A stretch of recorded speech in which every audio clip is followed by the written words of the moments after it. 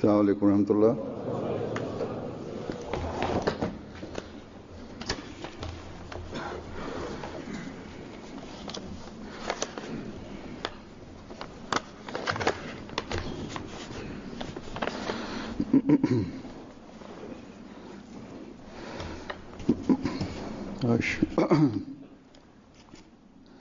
أشهد أن لا إله إلا الله وحده لا شريك له وأشهد أن محمدا عبده ورسوله أما بعد فأعوذ بالله من الشيطان الرجيم بسم الله الرحمن الرحيم الحمد لله رب العالمين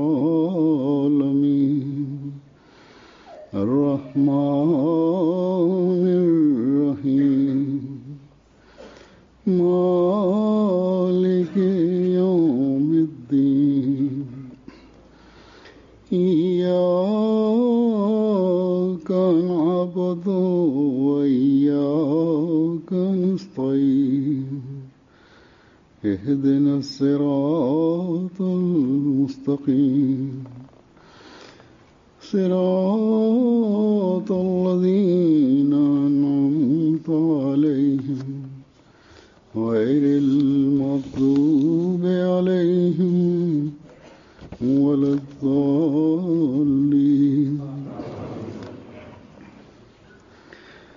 وإذ يرفع إبراهيم القواعد من البيت وإسماعيل ربنا تقبل منا إنك أنت السميع العليم ربنا واجعلنا مسلمين لك ومن ذرياتنا أمة مسلمة لك وأرنا مناسكنا وتب علينا إنك أنت التواب الرحيم ربنا وابعث فيهم رسولا منهم يتلو عليهم آياتك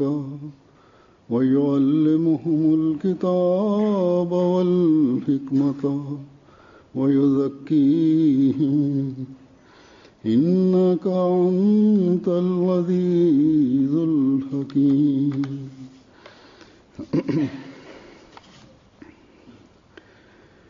इन आयात का तर्जुमा यह है कि और जब इब्राहीम उस खास घर की बुनियाद को Ассаламу алейкум ва рахматуллахи ва баракатуху.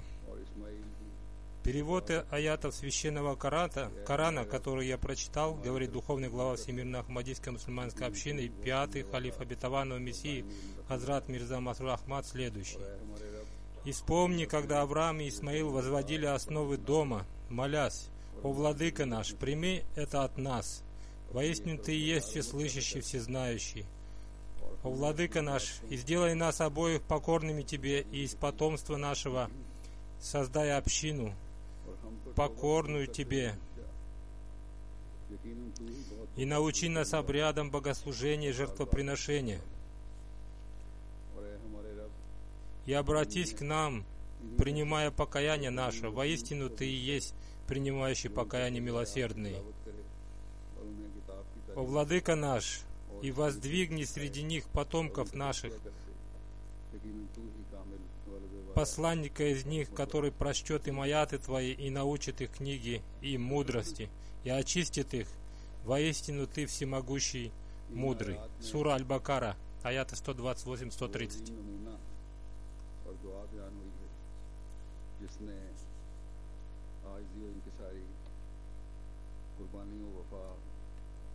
В этих аятах содержится великий пример и мольба о смирении.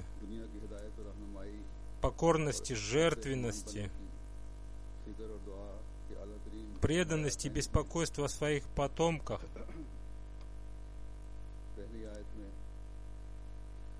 чтобы они были связаны со Всевышним Богом, и о наставлении мира, и указании ему прямого пути, и беспокойство о том, чтобы стать слугой Всемилостивого и достичь высочайшего уровня обращения с мольбой к Богу. В первом аяте говорится о той высокой жертвенности, которую проявили Хазрат Авраам, мир ему, и Хазрат Исмаил, мир ему.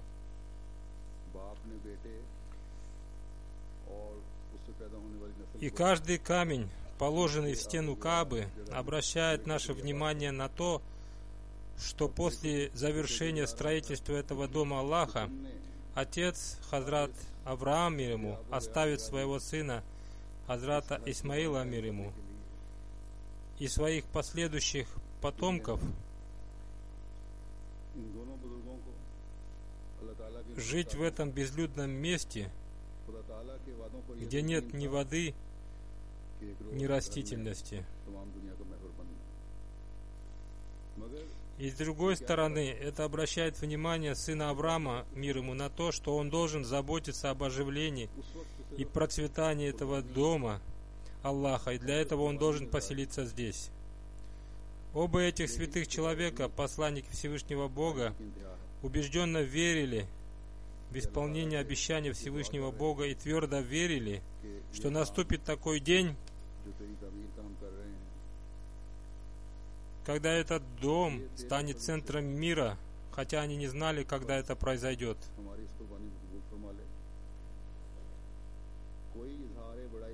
И то время было временем принесения жертв, но несмотря на это, они, молясь Всевышнему Богу, признают, что строительство этого дома происходит только по Его милости, и они смиренно просят Его: прими же нашу жертву, и при этом в них не было никакого проявления гордыни, и они не считали себя заслуживающими права совершать это дело. И Аллах воздал им за это, и воздал быстро. Более того, они обращались к Богу Всеслышащему, Всезнающими со словами: «О Бог, прими наши молитвы. Мы пожертвовали всем, что у нас было, и мы будем жертвовать и в будущем. И мы хотим, чтобы наши потомки тоже совершали пожертвования во имя Аллаха».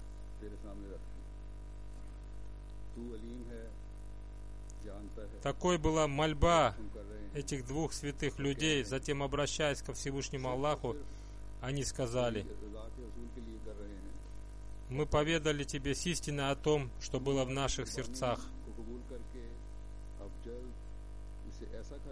И ты, являешься всезнающим, прекрасно знаешь, что наша мольба посвящена только тому, что служит обретению Твоего благоволения. Прими же нашу мольбу и сделай этот дом Твоим домом. Из-за благословенности Твоего дома сделай так, чтобы эта пустыня стала цветущим поселением.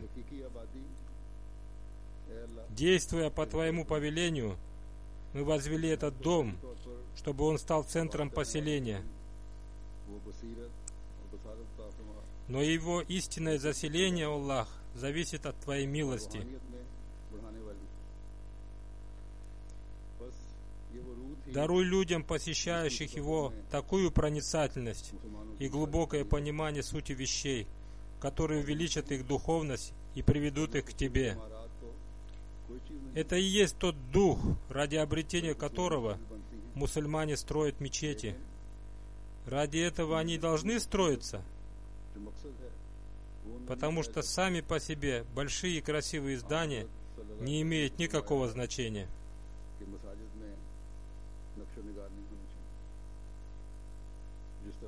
В мире строятся большие и красивые мечети, но в них нет этого духа. То есть они строятся не ради той цели, ради которой они должны были строиться. Святой пророк, мир и благословение Аллаха да пребывает с ним, сказал, что в мечетях не должно быть никаких изображений, подобно тому, как последователи других религий строят места своих поклонений с изображениями.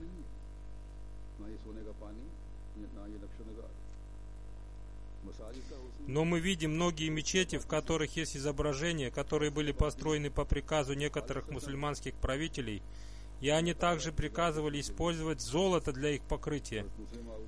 Но красота мечети не в изображениях и не в золоте. Красота мечетей в их оживлении, которое происходит только ради обретения благоволения Всевышнего Аллаха. Обетованный реформатор, да будет доволен им Аллах, был в одной из арабских стран. Вероятно, он был в Египте, уточняет Хузур. И он пишет, что он зашел в большую красивую мечеть и увидел, что 4-5 человек совершают молитву в углу мечети. Когда он спросил причину того, почему они совершают молитву в углу, имам, руководивший этой молитвой, ответил: «Люди не ходят на молитвы. Мне очень стыдно руководить молитвой, стоя в михрабе, чтобы какой-то новый человек, зашедший в мечеть, не подумал, что в такой большой и красивой мечети молятся только 4-5 человек.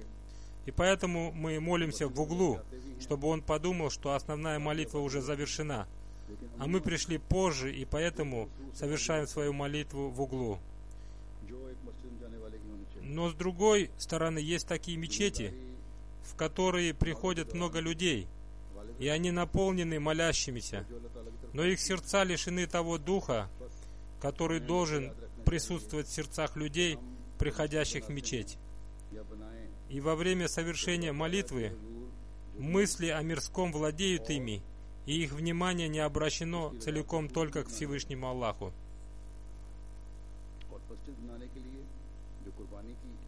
Поэтому мы всегда должны помнить, что когда мы строим мечеть, и мы будем продолжать их строить, что мы должны строить их только ради поклонения Всевышнему Аллаху и обретения Его довольства.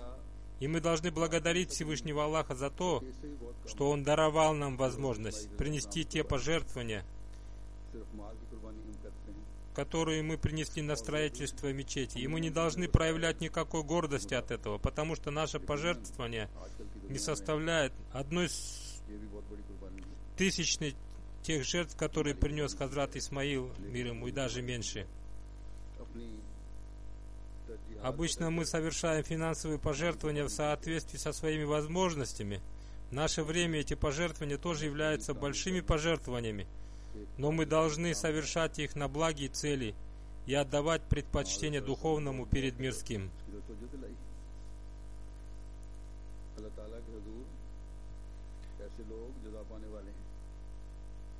И строительство мечети, безусловно, является похвальным делом. И святой пророк, мир и благословение Аллаха, да пребывает с ним, много раз обращал на это наше внимание. И люди, совершающие эти пожертвования, получают воздаяние за это у Всевышнего Аллаха. По милости Всевышнего Аллаха в западных странах наша община уделяет этому особое внимание. И там строятся мечети, и некоторые мусульмане Ахмади изменили свои предпочтения до такой степени, что жертвуют не только то, что превышает их нужды, но даже более того, они, ставя себя в трудное положение, жертвуют из того, что им необходимо для жизни. Но мы всегда должны помнить о том, что мы никогда не должны гордиться этим. На строительство этой мечети было израсходовано почти 1 200 000 фунтов стерлингов. И такую же сумму обещали пожертвовать члены местной общины, и они уже собрали почти 75% этой суммы. Некоторые из них пожертвовали большие суммы. Я видел, говорит Хузур, что один из них пожертвовал 84 000 фунтов, другой 78 000. И много таких людей, которые пожертвовали от 15, от 20 до 30 тысяч. Сумма пожертвований 11 человек составляет около 300 000. И эта сумма является большой суммой в условиях финансового кризиса. Но тем не менее, любое наше пожертвование должно сопровождаться смирением, потому что, несмотря на все это, Всевышний Аллах преподал нам в Священном Коране пример такой высокой жертвенности, что всякое наше пожертвование по сравнению с ним является незначительным.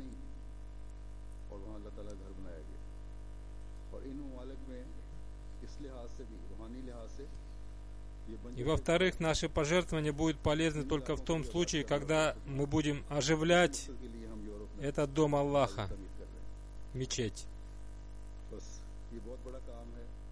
Помните, что место, где был построен дом Аллаха, Кааба, был безводным и лишенным растительности безлюдным местом. И на этом месте был построен дом Аллаха.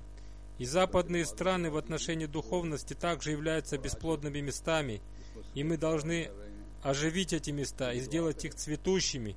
И ради этой цели мы строим мечети в Европе. И мы всегда должны помнить о том, что это является великим делом. Для оживления мечети недостаточно собираться только на пятничную молитву. Мы должны собираться в ней в большом количестве и на другие молитвы.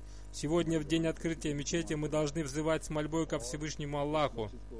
«Раббана такабаль минна иннака анта самиуль алим». О Владыка наш, прими это от нас. Воистину Ты и есть всеслышащий, всезнающий. Наши финансовые пожертвования будут приняты Всевышним Аллахом только тогда, когда мы будем обещать Всевышнему Аллаху оживлять мечеть и молиться о том, чтобы Он увеличил нас в духовности и даровал нам силы постоянно оживлять эту мечеть. Мы должны обращаться к Нему с мольбой. Ты знаешь, что эта мечеть построена только для Твоего поминания. Принимая наше покаяние, доведи нас до той степени духовности, которая станет причиной обретения, приближения к Тебе, чтобы, получив Твои награды, мы стали наследниками Твоих райских садов.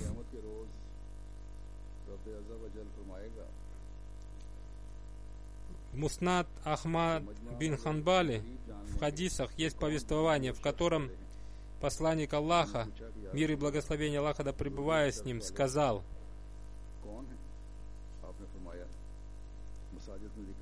в день воскресения Владыка, обладатель величия и славы, скажет: люди из сбора скоро узнают, кто является обладателем благородства и славы. Кто-то спросил: о посланник Аллаха, кто эти люди, достойные благородства и славы? Он ответил: те, кто собирается в мечетях для поминания Аллаха. Есть также хадис из Бухари, в котором Хазрат Абу Хурайра, да будет доволен им Аллах, повествует: благородный посланник, мир и благословение Аллаха да пребывая с ним, сказал: для того, кто приходит в мечеть утром и вечером, Всевышний Аллах готовит прием в раю.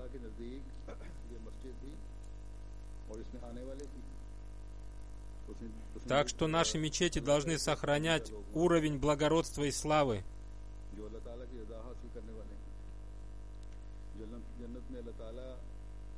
Дай Аллах, чтобы люди, приходящие в эти мечети, были любимы Всевышним Аллахом и обретающими Его благоволение и получающими часть того приема Всевышнего Аллаха, который Он уготовил для них в раю.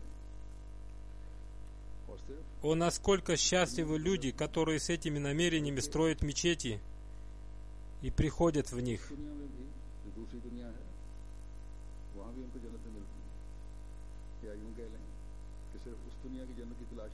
Потому что Всевышний Аллах уготовил для них рай не только в будущей жизни, но и в этом мире. Или можно сказать другими словами: они не только ищут того рая, о котором говорится в хадисе, но и ищут рая в этом мире. В большинстве наших мечетей, в том числе и в этой мечети, слова на своде мечети написаны слова: «Аля бизикрилляхи татмаинал кулуб». Да будет известно вам, что поминанием Аллаха успокаивается сердца. Сура Рад, аят 29.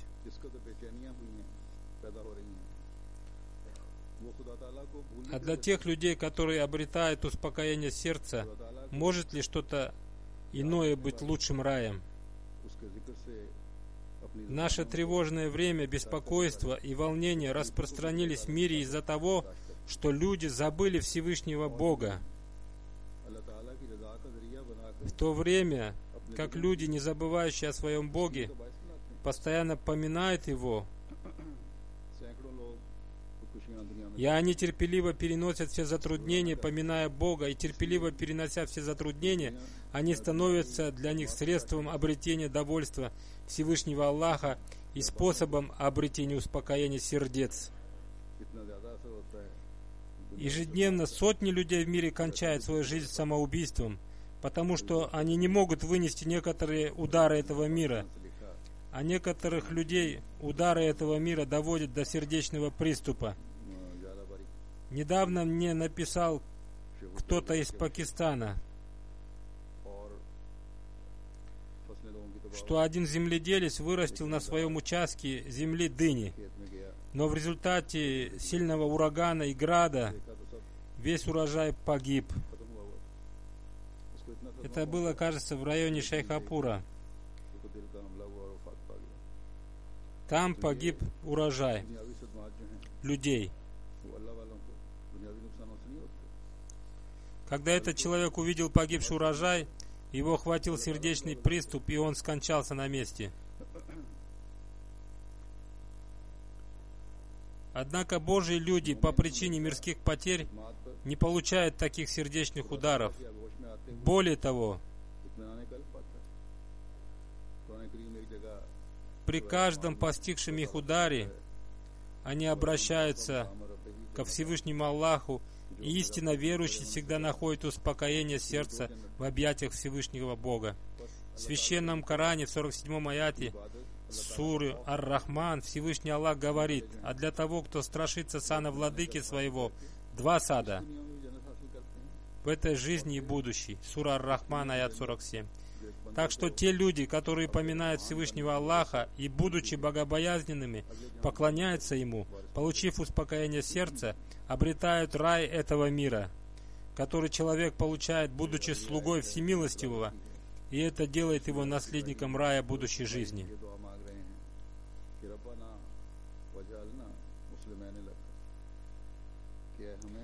Затем в аяте, который я прочитал в начале проповеди, говорит Хузур, Хазрат Ибрахим и Хазрат Исмаил молятся следующими словами: «О Владыка наш, и сделай нас обоих покорными Тебе».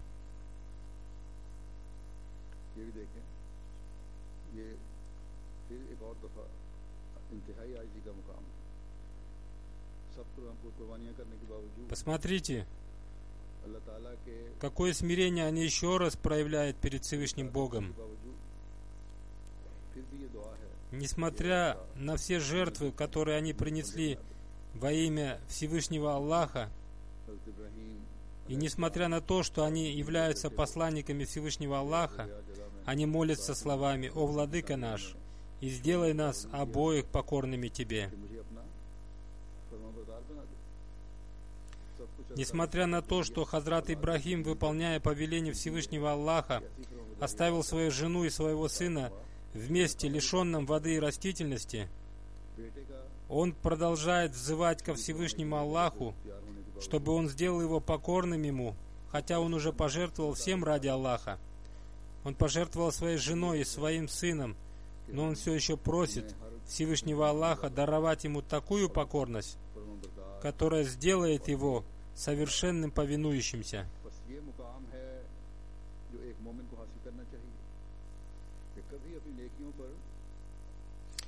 А его сын, который уже был готов лишиться головы ради Всевышнего Аллаха, просит Всевышнего Бога сделать его выполняющим каждое его повеление и быть покорным ему.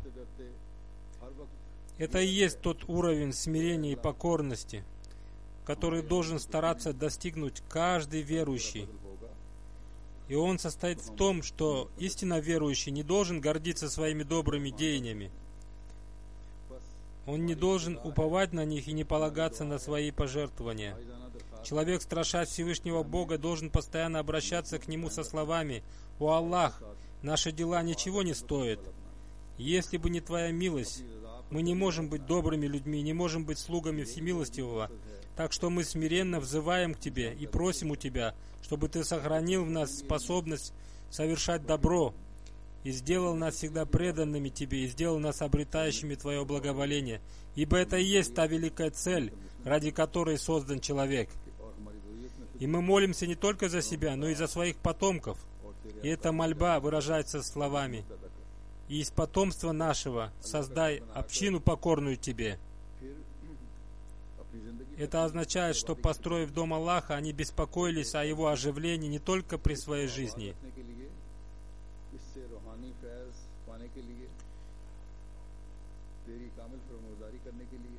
но и молились Всевышнему Аллаху о том, чтобы из их потомков родились люди, которые оживляли этот дом Аллаха и получали связанные с ним духовные милости и были полностью покорными Ему. И это та мольба, с которой должен обращаться ко Всевышнему Аллаху каждый истинно верующий. В этом содержится урок для нас, который заключается в том, что в мечеть должны приходить не только пожилые и старые люди, или свободные люди, которым нечем заняться. Напротив, все люди в череде своих дел должны находить время для оживления мечети и поклонения Всевышнему Аллаху. И мы также должны стараться, чтобы наши потомки тоже были прочно связаны с мечетью, и чтобы в нашей молодежи и детях появилось сильное желание и любовь к поклонению Всевышнему Аллаху. И если с одной стороны для этого необходимо на практике показать свой личный пример, то с другой стороны важным средством для этого является мольба. Потому что Всевышний Аллах, всезнающий, всеслышащий, знающий состояние нашего сердца, слышит и принимает те наши молитвы, которые мы совершаем с добрыми намерениями. Поэтому мы должны молиться о том, чтобы те поклонения, которые мы совершаем, и выполнение всех повелений Всевышнего Аллаха продолжались и в наших потомках, поколение за поколением. А если мы сами проявляем лень в поклонении Всевышнему Аллаху и выполнении повелений Всевышнего Аллаха, то наши потомки тоже будут проявлять в этом лень. Так что при строительстве каждой мечети, если с одной стороны мы делаем это с целью улучшения своего духовного состояния, и мы молимся об этом, то с другой стороны это важно для воспитания своих потомков, и для этого необходима также мольба. Молитва Хазрата Авраама и Хазрата Исмаила, мир ему, и научи нас обрядам богослужения и жертвоприношения. И обратись к нам, принимая покаяние наше, обращает наше внимание на свое личное духовное воспитание и поклонение Всевышнему Аллаху, а также на необходимость улучшения духовного состояния наших потомков. Словосочетание «манас» и «кана» обрядом богослужения означает поклонение Богу и все те вещи и обязанности, выполнение которых Всевышний Аллах сделал для нас обязательным. Вместе с поклонением Ему наше внимание должно быть обращено также и на выполнение всех других обязанностей перед Всевышним Аллахом, чтобы никто не стал думать, чтобы он уже совершил какое-то большое дело. Существует молитва: «И обратись к нам, принимая покаяние наше». То есть прими наше покаяние о том, что даже если мы совершили ошибки маленькие или большие, прости нас, потому что воистину Ты и есть принимающий покаяние милосердный. Если мы постоянно будем молиться об этом, то будет достигнута цель строительства этой мечети. И мы будем постоянно помнить о необходимости обретения благоволения Всевышнего Аллаха. И мы будем прилагать усилия для того, чтобы наши дети следовали этим же путем. И мы обретем милости тех благословений, которые Всевышний Аллах начал ниспосылать, приняв мольбы Хазрата Ибрахима, мир ему, и Хазрата Исмаила, мир ему. И эти благословения охватили мир своими объятиями.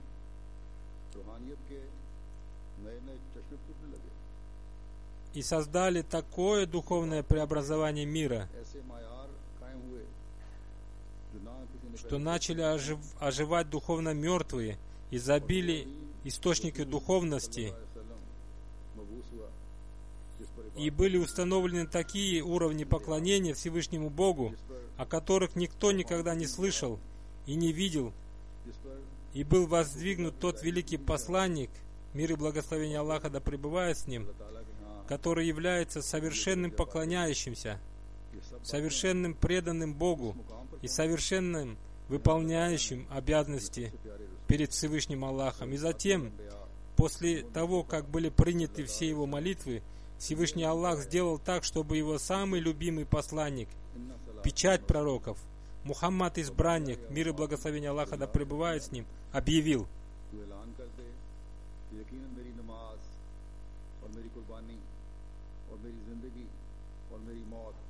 «Скажи, воистину, молитва моя, и жертва моя, и жизнь моя, и смерть моя для Аллаха, Владыки миров». Сура Аль-Ан'ам, аят 163.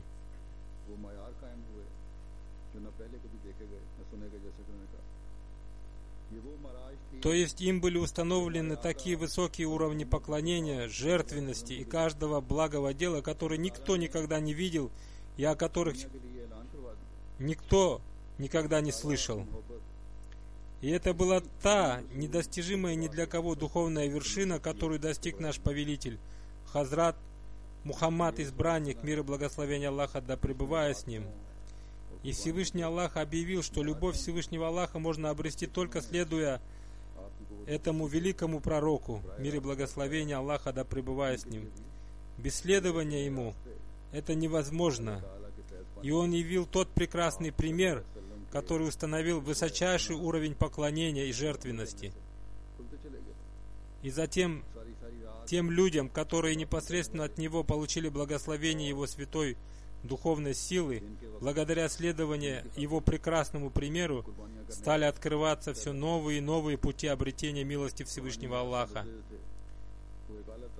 Появились люди, которые проводили ночи в поклонении Всевышнему Аллаху, а днем приносили большие жертвы ради своей религии, и духовно мертвые воскресли для прекрасной духовной жизни. И это тот великий посланник, мир и благословение Аллаха да пребывает с ним, который пришел ко всем народам и на все времена. Поэтому его благословение продолжается и до сегодняшнего дня. И его прекрасные примеры также светят и сияют, как и тогда, когда они были явлены им. И то прекрасное учение, которое он принес, и сегодня сияет во всем своем блеске. Этому великому пророку, мир и благословение Аллаха да пребывает с ним, Всевышний Аллах даровал ему смиренного слугу, обетованного Мессию и имама Махди, мир ему, которого он воздвиг среди ахарин, мусульман последних времен, посредством которого он еще раз начал совершать дела, которые состоят в чтении аятов Священного Корана, очищении душ, обучении книги Священному Корану и мудрости. И затем последователи этого искреннего слуги тоже стали прилагать усилия, стараясь совершать свои дела, следуя прекрасному примеру своего повелителя, господина, святого пророка, мир и благословение Аллаха да пребывает с ним. И они следовали исламским учениям таким образом, что даже противники были вынуждены сказать, что если кто-то хочет увидеть совершение исламских обрядов поклонения Всевышнему Аллаху на практике, он должен посмотреть на этих людей, то есть мусульман Ахмади. Это и есть тот уровень поклонения Всевышнему Аллаху, установив который, наши предки не только заставили умолкнуть наших противников, но даже более того, они вынудили их признаться в том, что истинную картину ислама на практике можно увидеть у последователей Ахмадийской мусульманской общины. И сегодня это тоже является одной из наших главных целей, о которой мы всегда должны помнить, застав тем самым умолкнуть наших противников и посредством своих добрых дел сделать так, чтобы мир склонился к прекрасному учению ислама.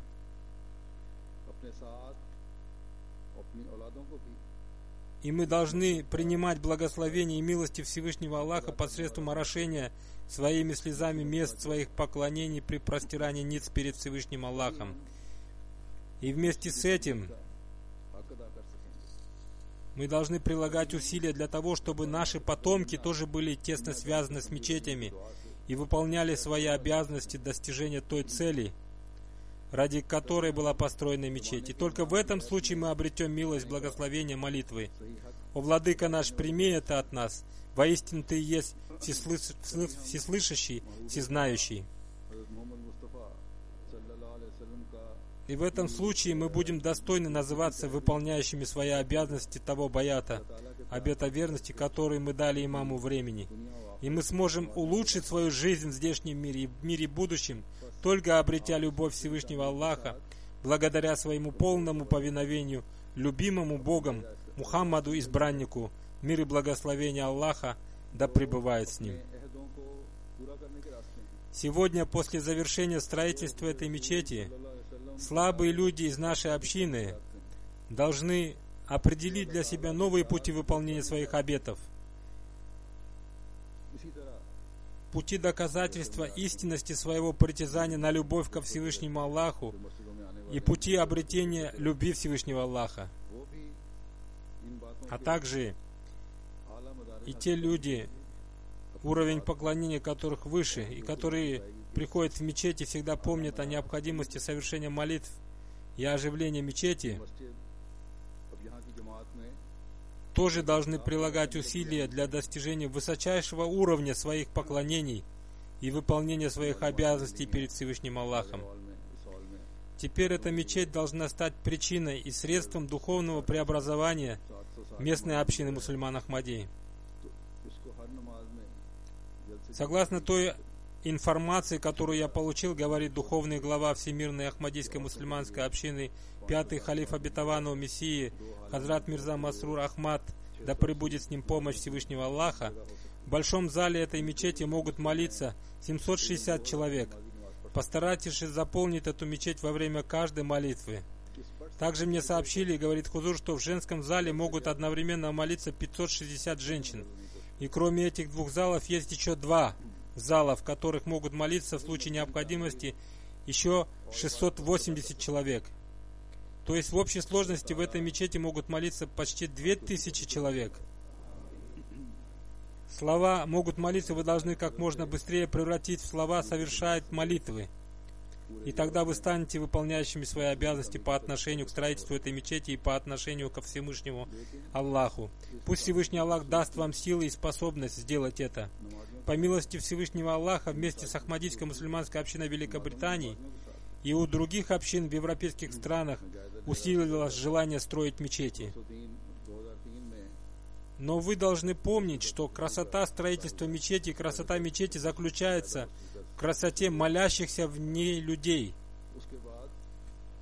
Я сделал анализ, говорит Хузур, и увидел, что до 2003 года, когда была открыта мечеть Байтуль-Футух в Великобритании, официально у нашей общины была только одна мечеть Фазль. Затем Всевышний Аллах даровал Ахмадийской мусульманской общине Великобритании возможность построить 14 новых мечетей, которые официально зарегистрированы как мечети. Также за последние 7-8 лет и в других европейских странах построены 44 новых мечетей. Дополнение к имеющимся 13 мечетям, и таким образом их стало 57. И строительство еще одной мечети близко к своему завершению. Больше всех мечетей построено в Германии.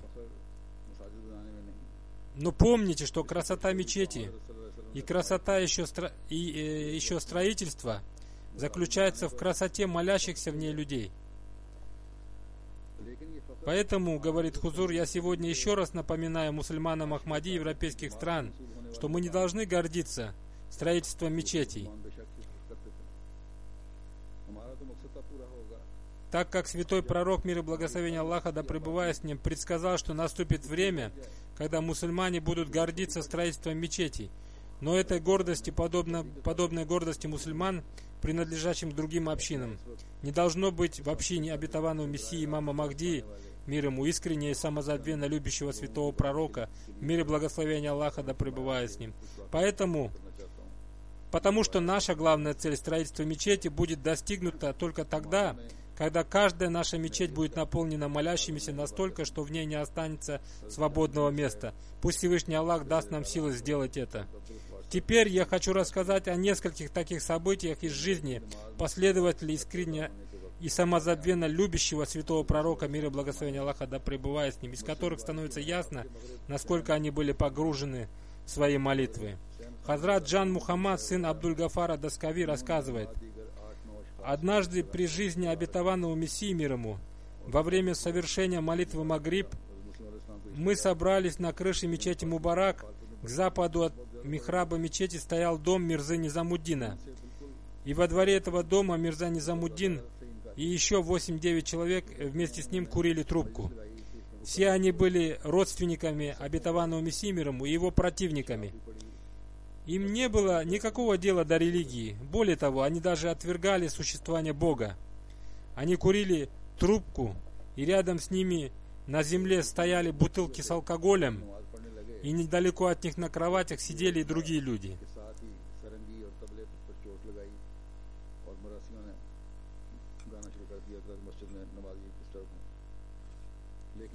Когда был произнесен первый такбир, и мы начали молиться, они начали играть на саранги и табла, струнном и ударных музыкальных инструментах, чтобы помешать нашей молитве.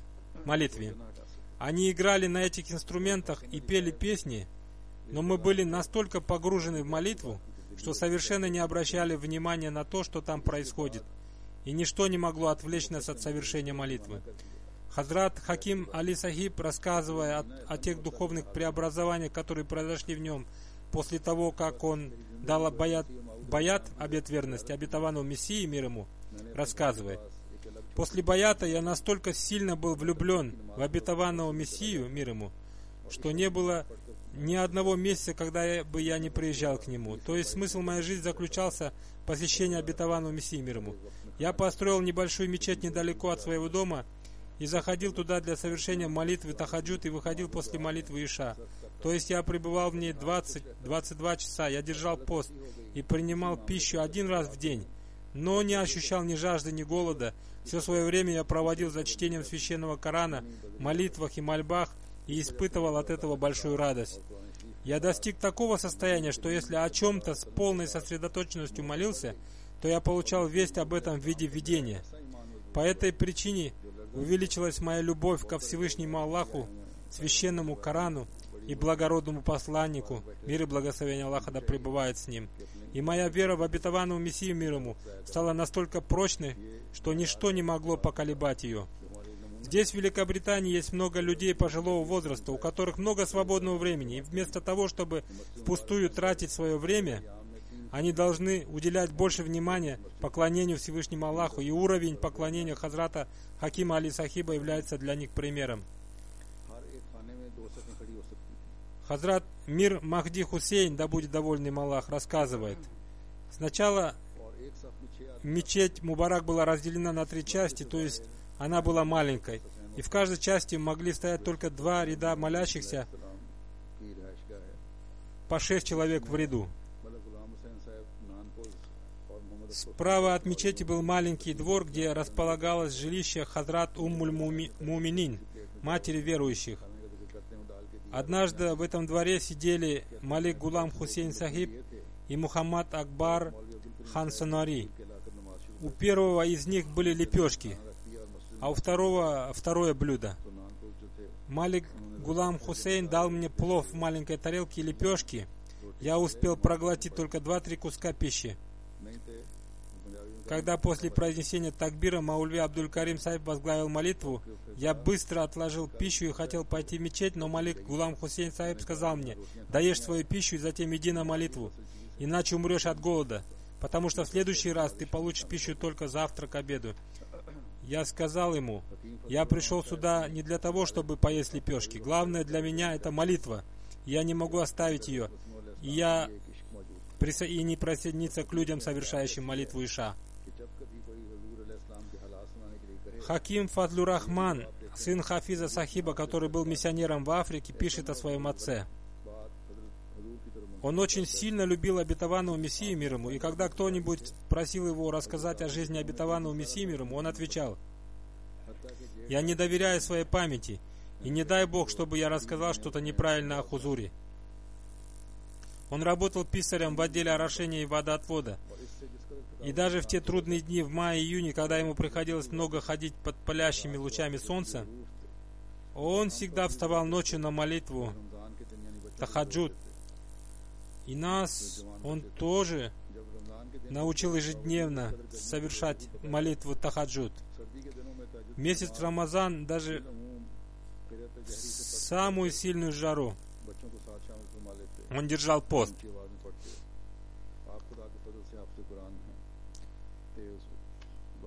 Зимой, когда он совершал намаз тахаджуд, он читал священный Коран вслух и этим призывал своих детей присоединиться к нему. По милости Всевышнего Аллаха, он был хафизом Корана. Он всегда настойчиво призывал нас к совершению молитвы и соблюдению поста в месяц Рамадан. Он не только призывал нас к этому, но и очень сильно огорчался, если мы проявляли лень в этом. Если из-за каких-то дел он не мог учить нас священному Корану утром, то он учил нас ему ночью. Хузур поясняет, это является примером для родителей. Они должны заботиться о воспитании своих детей. Если поклонение родителей будет таким, то их дети будут брать с них пример.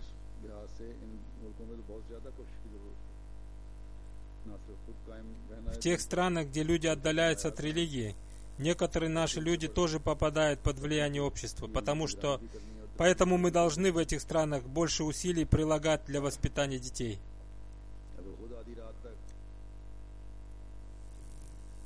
Мы не только должны сделать крепкой свою веру и повышать уровень своих поклонений, но и уделять особое внимание воспитанию детей.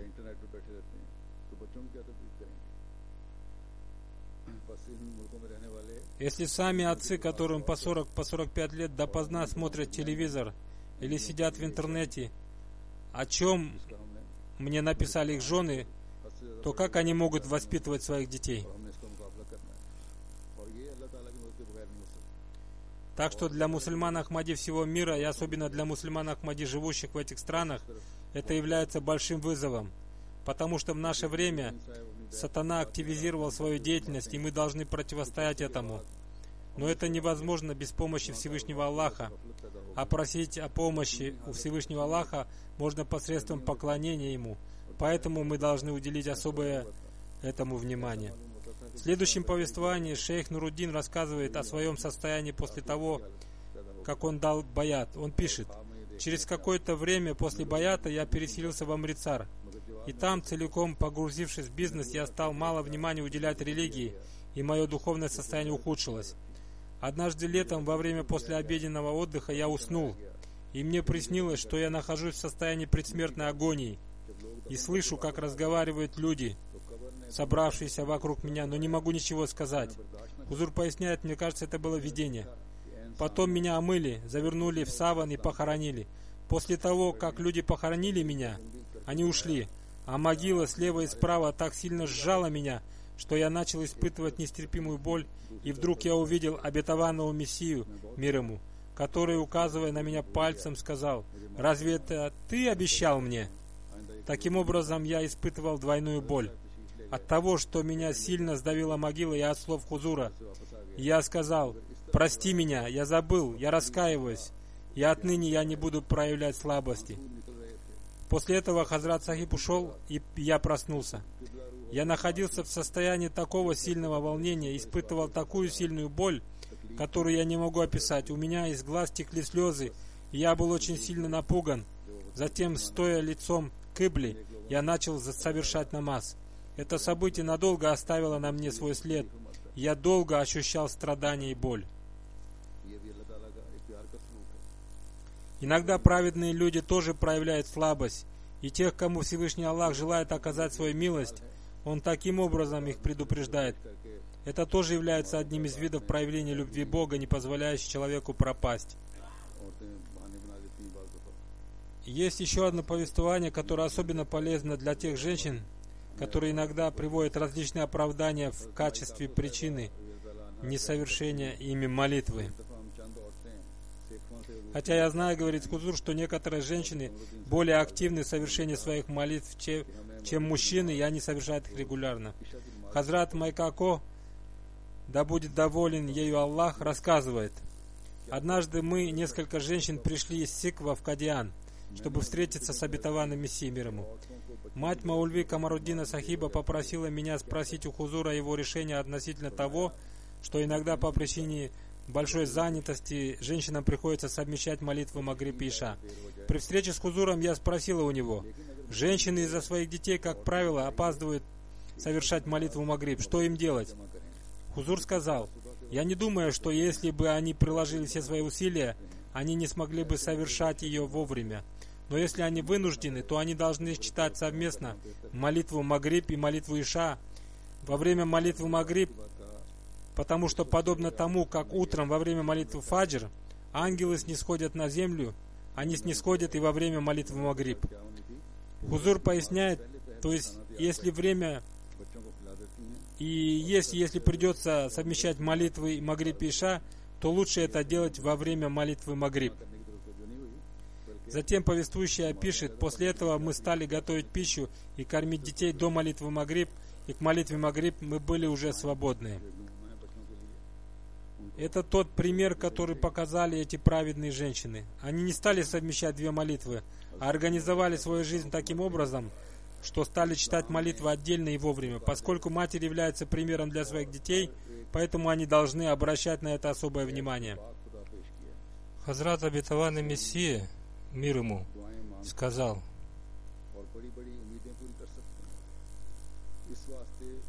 ислам представляет такого всевластного и пречистого от всякого недостатка Бога, к которому мы можем обращаться с мольбой и ожидать от Него исполнения своих больших надежд и чаяний.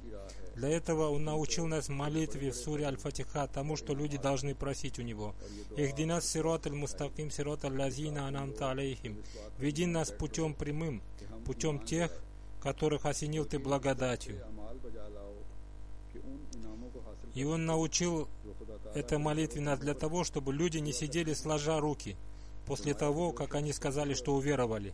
Напротив, вы должны совершать те добрые дела, которые позволяют получать те награды, которыми Всевышний Бог наделяет приближенных к Нему людей. Затем обетованный Мессия, мир ему, говорит: тот человек, который приходит ко Всевышнему Аллаху с искренним чувством сильной веры и преисполненным правдивости и искренности, никогда не пропадет попусту. Абсолютной истиной является то, что Бог с теми, кто принадлежит Богу, и Он оказывает им свою помощь и поддержку в каждом деле. Более того, Он ниспосылает на них столько почестей и наград, что люди ищут благословения у их одеяний. Всевышний Аллах научил нас молитве: «Ихдинас сират аль-мустаким», «Веди нас путем прямым», для того, чтобы ваши глаза открылись, и вы увидели последствия того, что вы делаете. Если человек сделает какое-то дело, но не достигает своей цели, то он должен посмотреть на свое дело и понять, почему его дела не приносят результата. Затем он говорит: суть правила поклонения на самом деле заключается в том, чтобы человек выставил молитву так, словно он видит Бога или Бог видит его.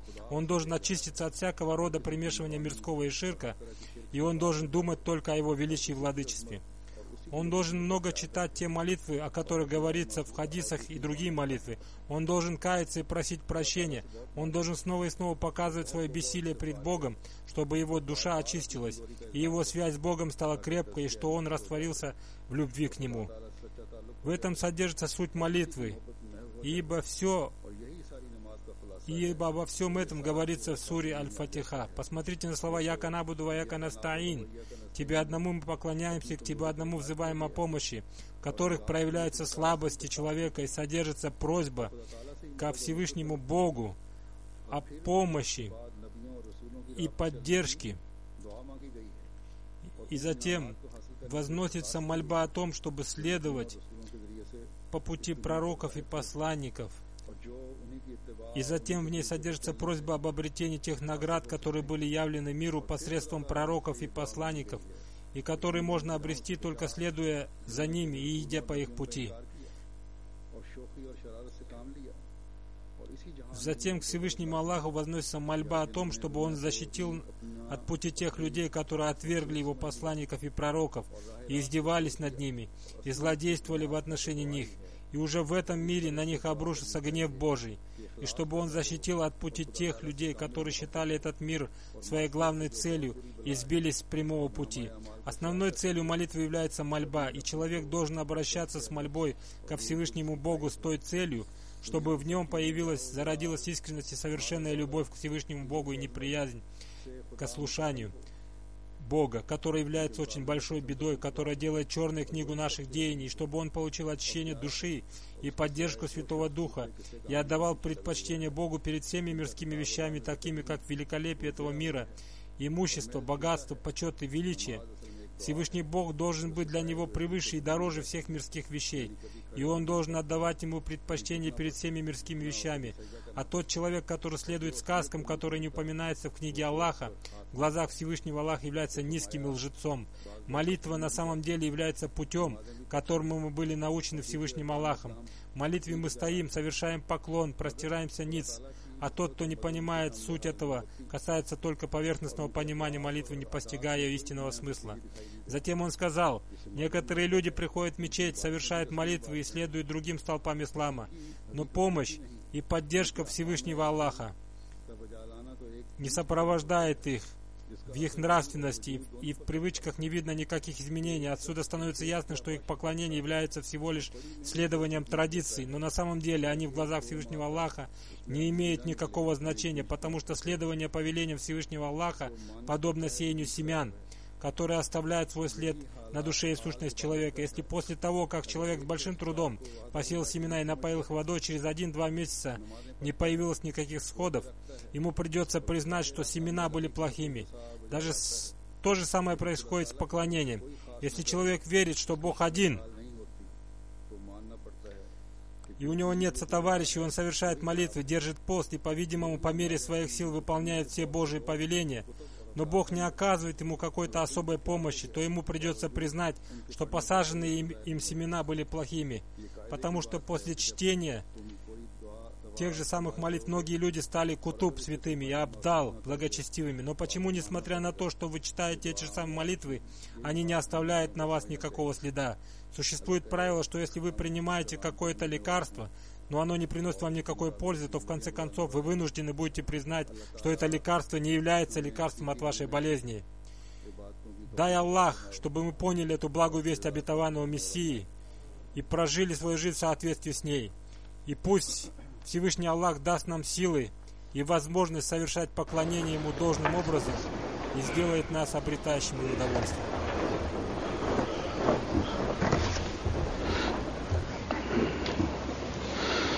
Alhamdulillah, nahmaduhu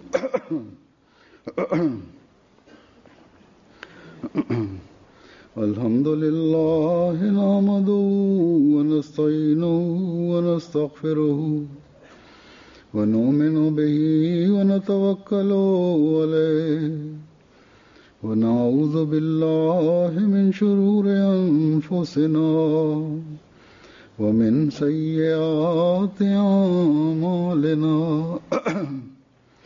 من يهده الله فلا مضل له ومن يضلل فلا هادي له ونشهد أن لا إله إلا الله ونشهد أن محمدا عبده ورسوله عباد الله رحمكم الله إن الله يأمر بالعدل والإحسان وإيتاء ذي القربى وينهى عن الفحشاء والمنكر والبغي يعظكم لعلكم تذكرون اذكروا الله يذكركم وادعوه